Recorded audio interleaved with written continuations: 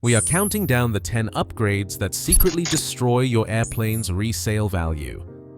From cosmetic improvements that repel buyers to mechanical modifications that terrify insurers, this ranking exposes the financial traps owners keep falling into. We will reveal which upgrades turn your pride and joy into an unsellable nightmare, and why every investment on this list is really a value deduction in disguise. Which mistake starts the countdown? Let us begin with number 10. Custom paint jobs are where the fantasy of airplane ownership meets the cold reality of the market. You might love the flames licking up the cowling or the sports team logo stretching across the tail, but buyers see something else entirely.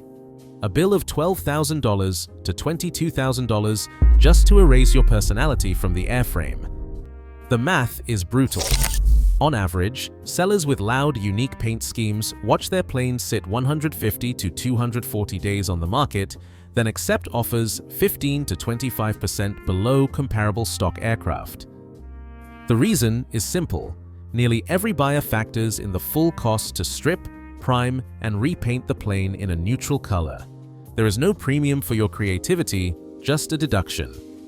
Paint shops are clear. You want fleet white? That is $18,000. So instead of adding value, your custom scheme becomes a direct subtraction. In the world of resale, your taste is a liability, and the buyer's calculator is the only opinion that counts. Sinking into those plush velour seats might feel like you are stepping into a high-end sedan, but the math is far less comfortable. Swapping out lightweight factory upholstery for thick shag carpet, heavy padding, and wood grain trim adds up fast, usually 85 to 120 pounds heavier than stock, and that is heavier than you think. That is the difference between flying with your friends or leaving someone behind on the ramp. Every extra pound cuts into useful load, shrinking your options for fuel or passengers. Forget about flying 4 adults with full tanks. Now you are running weight and balance calculations before every trip. And it gets worse. Most of these luxury materials are not even certified for aviation use. Federal regulations require interior fabrics to pass strict fire tests under FAR 25.853, but automotive-grade velour and carpet rarely make the cut. Inspectors spot a non-compliant interior, and your plane could be grounded until it is ripped out and replaced. After spending $8,000 or more on a custom interior, the resale bump is zero. In fact, buyers start deducting for the cost to put it back to legal spec. It feels plush, it flies worse, and it sells for less. Pop the cowl on a bargain bin Cessna and spot a Chevy or Subaru engine shoehorned in, and you are looking at the ultimate insurance red flag. Sellers love to brag that car engines are cheaper and easier to work on. Buyers hear something else: vibration problems, cracked propeller hubs, and a wiring maze only the original owner understands. Insurance companies do not even bother with polite refusals. Most just flat out deny hull coverage. Lenders? Forget it. No bank wants to finance an experiment gone wrong. The resale math is savage. Planes with automotive engine swaps routinely sell at 40 to 60% below market value for stock aircraft. Brokers tell stories of Cessna 152s and Cessna 172s sitting abandoned for a year, owners slashing prices just to get rid of a headache. If you want to undo the swap and return to an approved Lycoming or Continental, plan on burning through another $25,000 to $40,000, assuming you can even find the original parts. The dream of cheap horsepower turns into a financial sinkhole, and the only buyers left are risk takers looking for a project, not a plane. Scan the market for used planes, and you will spot a familiar warning sign: the Orphan MOD. These are upgrades installed under a Supplemental Type Certificate, STC, granted by the FAA, but the company behind the paperwork vanished years ago. Maybe it was a set of custom wingtips, a speed canopy, or a retrofitted cowl. It looked clever in the 90s, but now the support line rings to nowhere. When that unique part cracks, or the FAA inspector asks to see the original data, you are left with two choices: pay a shop to reverse engineer and fabricate a replacement, or strip the mod out entirely. Either way, the bill lands between $8,000 and $20,000, and that is if you can even find someone willing to take the job. buyers do their homework. They see an orphan mod and immediately factor in the cost and hassle to make the plane airworthy again. Brokers report that aircraft with unsupported modifications sit twice as long on the market. 200 to 300 days is not unusual, and they sell at a 10 to 25% discount compared to stock models. One Cherokee with a defunct canopy mod sat grounded for 6 months after a hailstorm, waiting for a $20,000 custom part to be fabricated. The math is unforgiving. Unsupported means unsellable, or at least unsellable at a price that does not make the owner wince. In the end, that clever upgrade becomes a financial anchor, dragging value and liquidity straight to the bottom. Nothing gets a broker's eyebrow up faster than spotting a constant speed prop bolted to a basic trainer. The logic goes like this. Add a complex propeller, squeeze out a few extra knots, and suddenly your Cessna 150 or Piper Warrior is a cross-country machine. On paper, the upgrade promises performance. In reality, the numbers refuse to cooperate. For $9,000 to $14,000, sometimes more depending on overhaul and installation, you get a top speed increase of just 3 to 5 knots. That is not enough to make a dent in your flight plan, but it is plenty to dent your wallet at every annual inspection. Buyers know what comes with that prop: more weight, more moving parts, and a maintenance clock that never stops ticking. Overhaul intervals are strict, and every shop quote lands like a punch: $3,000 to $5,000 just for the prop, not counting everything else. For a student pilot or a weekend flyer, the added complexity means higher insurance, steeper learning curves, and the looming specter of a mechanic shaking his head at the next pre-buy. Most walk away or start deducting value immediately. Brokers report that trainer-class planes with constant speed props routinely sell at a 5 to 10% discount compared to stock, simply because buyers see a future filled with expensive prop shop visits and no real speed to show for it. You paid for the upgrade, but the market pays you back in regret. Open the door on an old Cessna 150 and spot a brand new glass cockpit, and you're looking at the financial equivalent of tossing stacks of cash out the window at 120 knots. The invoice for that Garmin G3X or G500 TXI install can hit $40,000, $50,000, sometimes more, and often double what the entire airframe is worth. Brokers see it every month: a tired $25,000 hull with a $50,000 avionics stack listed for $75,000, then sitting unsold for a year before reality sets in. When it finally moves, the sale price lands around $35,000, if the seller is lucky. That is a $40,000 donation to the next owner, who gets the shiny screens at a used price, and you get a lesson in market economics. Appraisers aren't fooled by the technology. They know the hull sets the ceiling. Buyers aren't paying for your tech obsession, they're shopping for a balanced airplane, not a science project. In low-value trainers, glass panel upgrades typically recapture less than 35% of their cost. The rest evaporates, no matter how many synthetic vision modes or Bluetooth connections you brag about. And it doesn't end at the sale. Avionics support contracts, software updates, and troubleshooting on a worn-out airframe are a headache most buyers want to skip. The result? A plane that looks like a flagship on the inside, but trades like a beater on the outside. In the end, the only thing that's truly upgraded is regret. Old autopilots are the silent killers of resale value. That panel might look impressive, stuffed with vintage Century, King, or Cessna autopilot heads, but ask any buyer what those faded buttons and buzzing servos mean and watch them run. Legacy autopilot systems are famous for two things: they work half the time, and they cost a fortune to fix the other half. When a servo dies, the repair bill is not just a nuisance, it is a gut punch. Avionics shops routinely quote $6,000 to $18,000 for a single servo overhaul, if they can even find the parts. More often, they just shrug and suggest removing the whole system. Buyers know the drill. They would rather have no autopilot at all than inherit a ticking time bomb behind the panel. Every pre-purchase inspection becomes a negotiation over what works, what does not, and who is stuck with the next repair.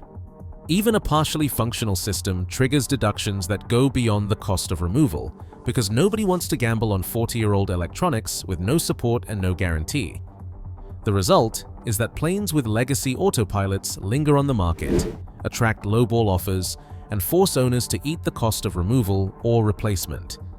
The cold reality is a broken autopilot is not a feature, it is a liability. In the resale game, a liability is the fastest route to the bottom of the price sheet. Nothing sends a plane straight to the resale penalty box faster than a homemade part lurking under the panel or inside the wing. The story usually starts with good intentions. A bracket snaps, a plastic knob breaks, and the owner decides to 3D print a replacement or mill a new piece in the garage. Maybe it even looks better than the original. But when a pre-buy inspector opens the logs and finds no trace of an approved part, the entire deal screeches to a halt. Under FAA rules, every major component must be documented, either through a certified part number or, in rare cases, with Form 337 field approval.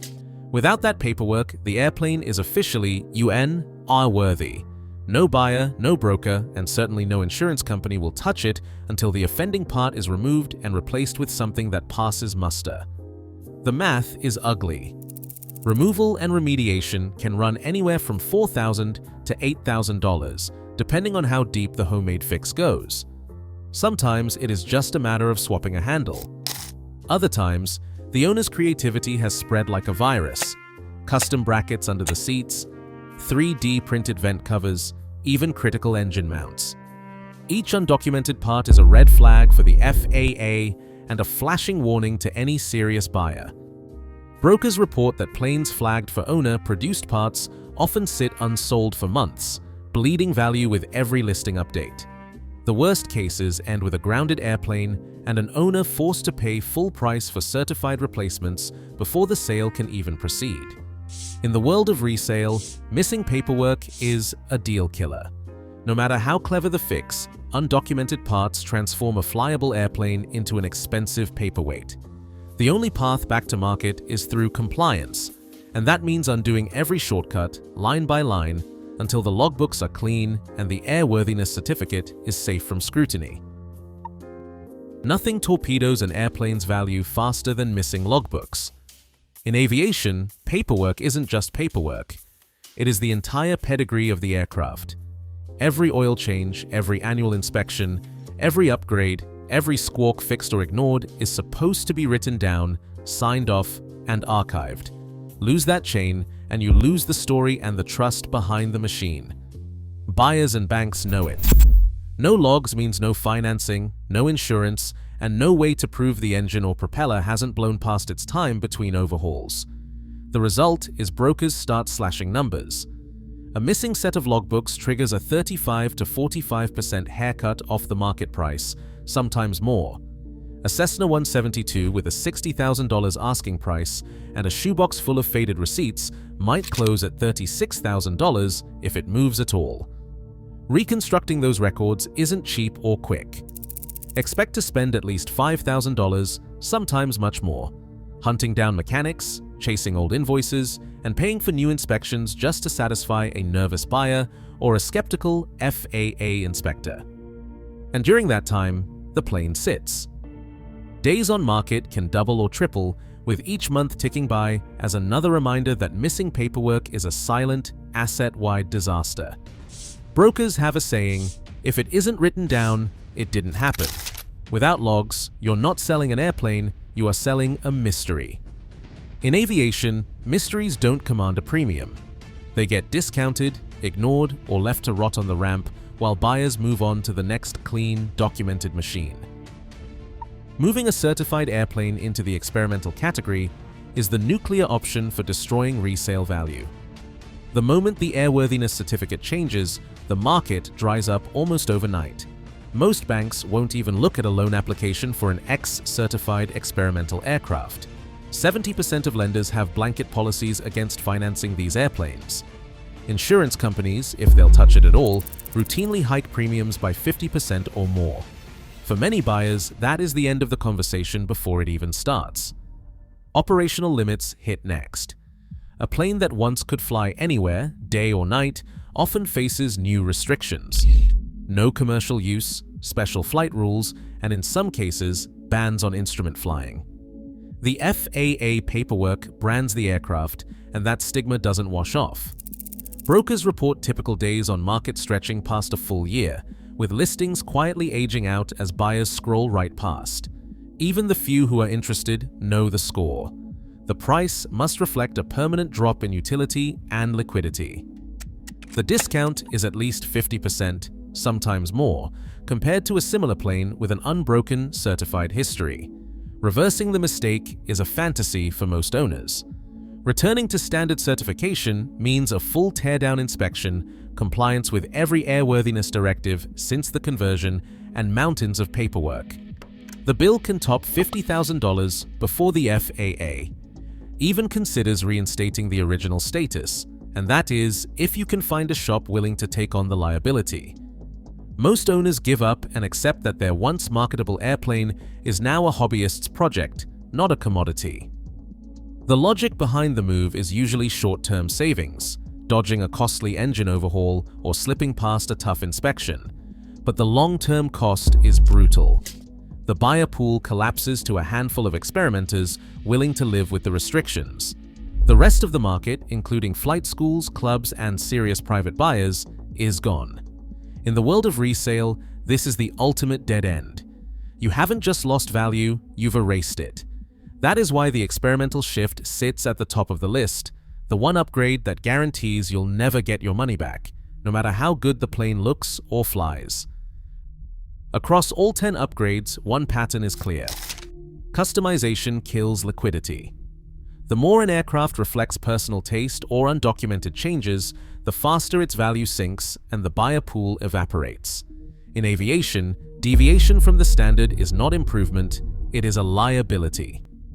The market rewards conformity, not creativity. In the end, your dream mod is often someone else's financial nightmare. Have you seen a modded plane stall on the market? Share your story below.